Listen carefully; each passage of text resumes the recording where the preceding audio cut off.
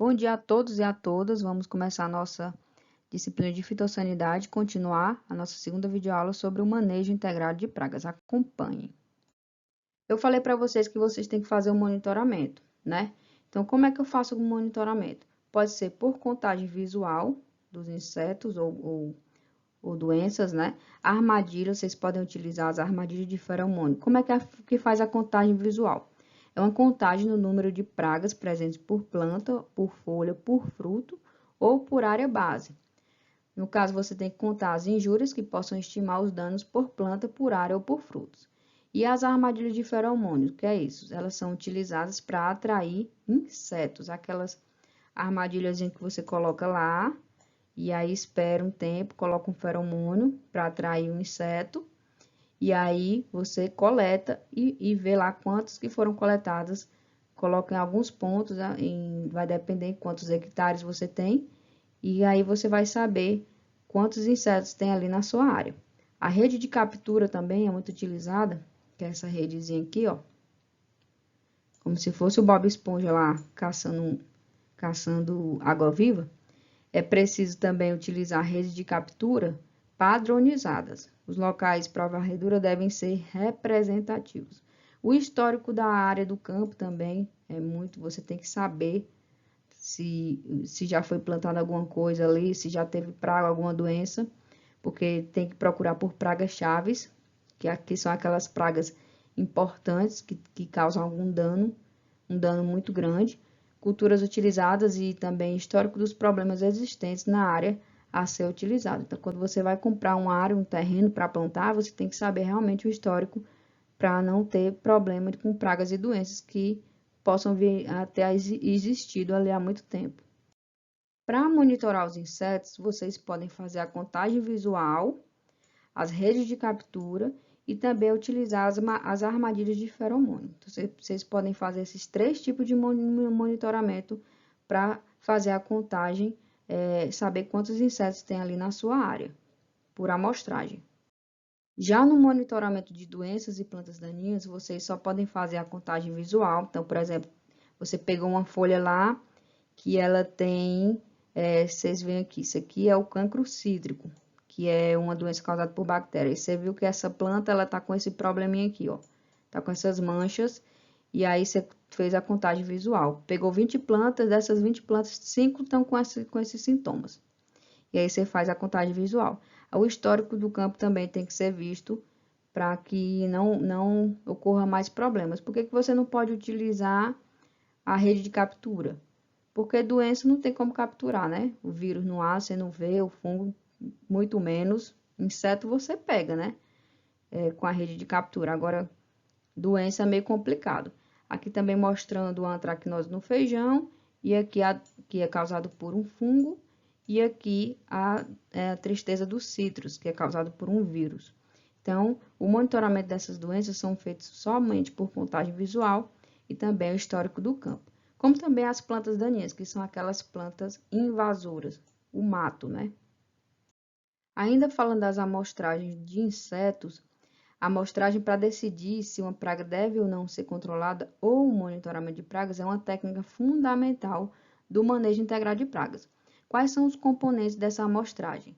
A gente pode ter um componente pessoal, o mecânico, o econômico e o estatístico. O pessoal é o conhecimento que o entomologista, aquele profissional, ele deve ter sobre a cultura. Entomologista é a pessoa que trabalha com os insetos, né? Deve ter sobre a cultura, as pragas e seus inimigos naturais e também as técnicas para efetuar a amostragem. Já essa amostragem mecânica são os aparelhos utilizados para amostragem. Pode utilizar a rede de captura ou então aquelas armadilhas de feromônios, são os aparelhos utilizados. Como o pano também de batida, que eu vou já explicar para vocês o que é esse pano aqui de batida. O econômico também é um componente da amostragem que se refere-se ao custo da amostragem e a vantagem ou não da sua execução. Será que vale a pena realmente fazer essa amostragem? E o estatístico, que é justamente o componente que dá a precisão da amostragem. Você pega os dados que você coletou e você joga na estatística, num computador, numa planilha do Excel, faz tudo direitinho, coloca algum teste para ver se realmente você precisa aplicar ou não algum controle e você faz essa precisão melhor, né? Para o seu desenvolvimento, deve-se estabelecer um plano também de amostragem. Como eu falei para vocês, existe o pano de batida. Pode ser feito, então, a amostragem com o uso de pano de batida. Então, esse pano aqui, deixa eu mostrar para vocês, esse pano aqui, branco, existem vários métodos de amostragem que podem ser utilizados no monitoramento dos insetos e seus danos na cultura, por exemplo, da soja, vamos supor, tais como pano de batida, exame de plantas, exame de amostras de solo. Existem também ainda outros métodos que estão sendo estudados, como o uso de armadilha atrativa, como feromônios, urina bovina, iscas, etc. Entretanto, o uso na prática ainda depende de novas pesquisas que viabilizam a utilização por esse produtor de soja ou então outra cultura. Sendo assim, o método de amostragem mais utilizado para o monitoramento das lagartas desfolhadoras, aquelas lagartas que saem comendo as folhas, né? Dos percevejos sugadores também de sementes, e os insetos de um modo geral, é o pano de batida, tá? Inclusive alguns inimigos naturais presentes na cultura da soja também. Esse pano de batida, ele deve ser preferencialmente de cor branca, como vocês podem ver nessa figura, cor branca, preso em duas varas, tá aqui essas varazinhas. Essas varas, elas têm que ter 1 metro de comprimento, o qual deve ser estendido entre duas fileiras de soja. Aqui eu estou dando exemplo da soja, que é muito utilizada. Na época crítica para as pragas, de preferência semanalmente, tem que fazer essa amostragem semanalmente, a cada 7 dias. Uma fileira de plantas da área compreendida pelo pano deve ser sacudida vigorosamente sobre o mesmo. Os insetos, no caso, podem ser os adultos e formas jovens, que caírem sobre o pano devem ser contados e anotados numa ficha de amostragem que podem ser elaborados de várias maneiras. Esse procedimento ele deve ser repetido em vários pontos da amostra, da lavoura, no caso. Então, aqui, ó, primeiro passo, você pega o pano, leva para dentro realmente da cultura, aqui a soja com espaçamento realmente bem adensado, todo mundo juntinho.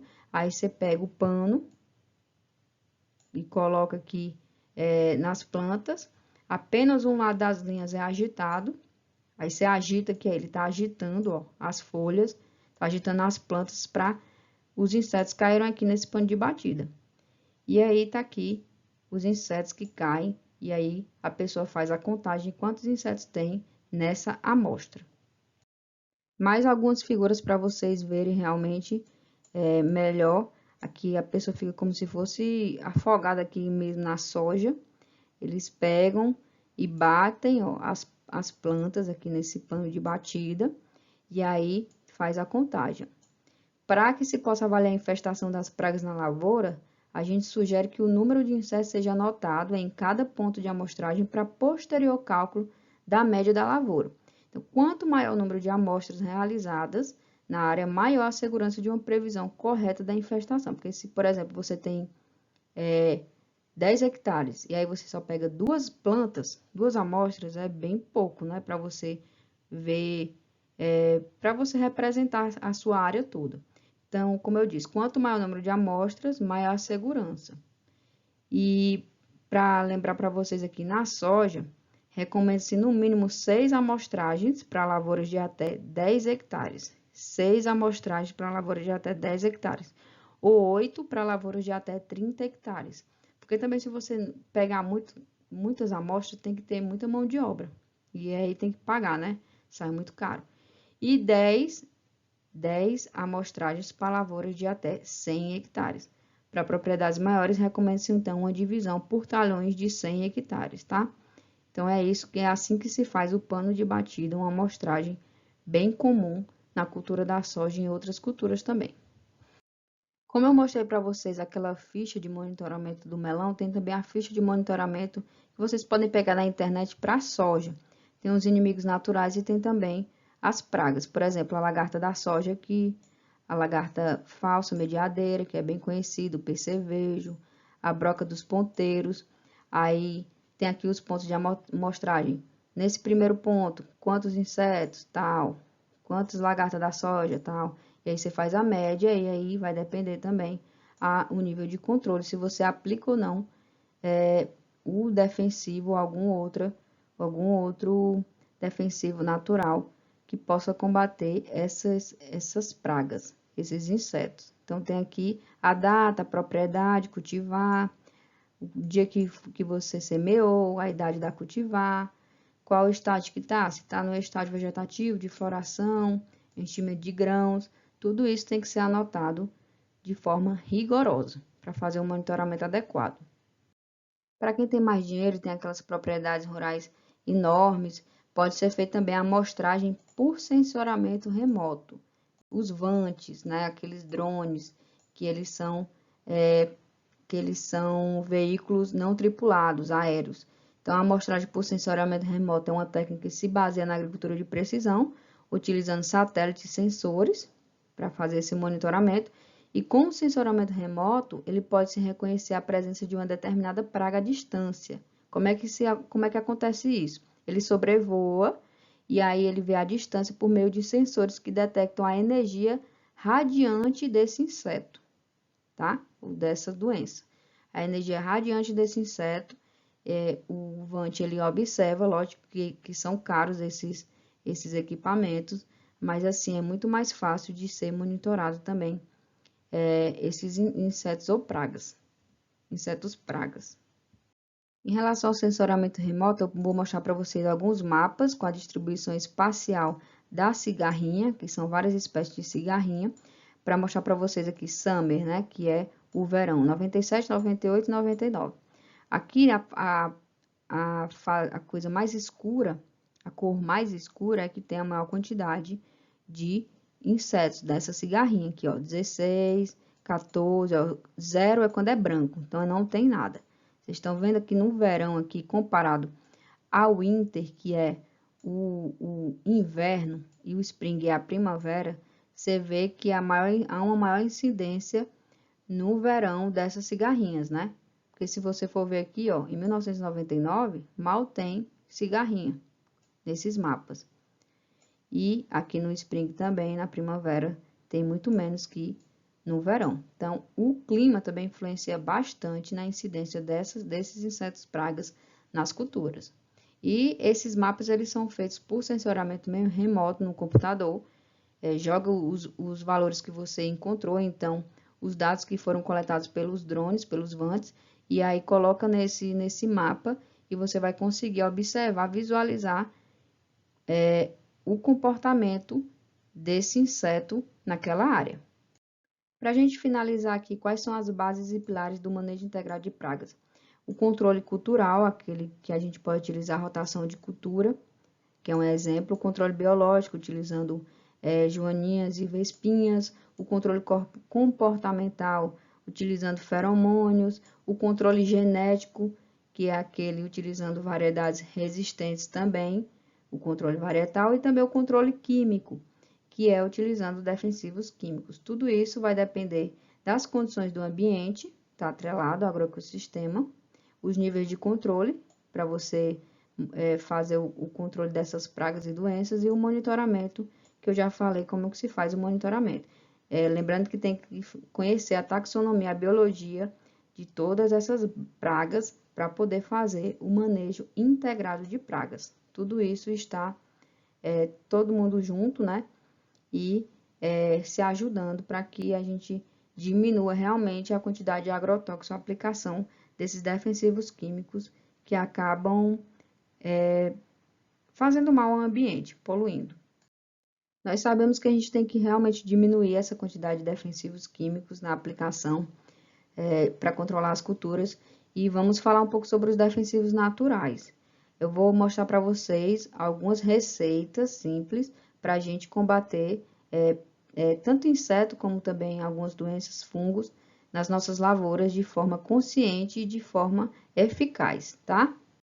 Então, eu vou mostrar algumas receitas para vocês de forma rápida. A calda bordaleza, ela controla doenças fúngicas, como pinta preta, septoriose, antracnose, doenças causadas por fungos e também alguns insetos, pulgões, vaquinhas, cigarrinhas. Aqui são os ingredientes, então utiliza para fazer a calda, utiliza balde, alga limpa, sulfato de cobre e cal hidratada. E aqui o modo de preparo e o modo de usar.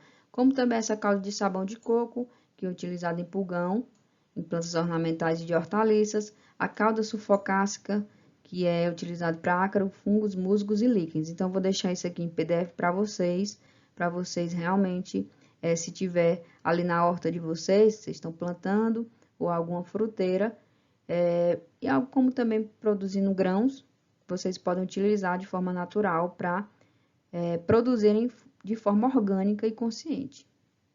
Tem também receitas com pimenta do reino e alho, cunhim e também a calda de detergente neutro para controlar pulgões, insetos em gerais e vaquinhas. Para finalizar, tem receitas também com calda de leite a 10% para controlar o oídio, que é uma doença fúngica. A calda de mamona para utilizar para formigas cortadeiras e fungicida foliar. E a calda de detergente neutro e óleo de cozinha para combater pulgões e moscas brancas, que são insetos realmente que estão em quase todas as plantas.